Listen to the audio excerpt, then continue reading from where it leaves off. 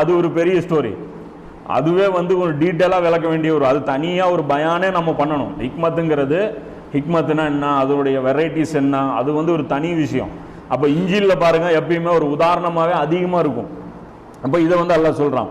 அதே மாதிரி இந்த தீய ஆட்களுடைய அந்த பாதுகாப்பு இருக்குல்ல, அதை பற்றி அல்லாஹ் சொல்லும்போது சிலந்தியுடைய வீடுங்கிறான் 29 அத்தியாயத்தில் 41 வசனம்.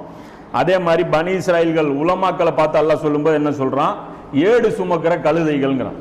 இந்த கெட்ட ஆலிம்களை பார்த்து என்ன சொல்கிறான், ஏடு சுமக்கிற கழுதை அப்படிங்கிறான். அதே மாதிரி நேர்வழியை பார்த்து அல்லாஹ் என்ன சொல்கிறான், ஒலிங்கிறான். நேர்வழின்னா இப்போ ஒரு சஹாபா அபூபக்கர் இங்கே வந்தாருன்னா இந்த இருட்டாகிற ரூம் வெளிச்சமாயிருமா, ஒளி இருக்கு அப்படின்ட்டு, அது கிடையாது. அப்போ அல்லாஹ் உவமானமாக நிறைய விஷயங்கள் பேசுகிறாங்கிறான். அதே மாதிரி நேர்வழியில் உள்ளவனை பார்த்து அல்லாஹ் என்ன சொல்கிறான், பார்வை இருக்கிறவன் அப்படிங்கிறான். அதே வழிகட்டில் இருக்கிறவனை பார்த்து அல்லாஹ் என்ன சொல்கிறான், குருடன் அப்படிங்கிறான். இப்போ இது மாதிரியான உதாரணங்கள் இது பார்த்தீங்கன்னா அந்த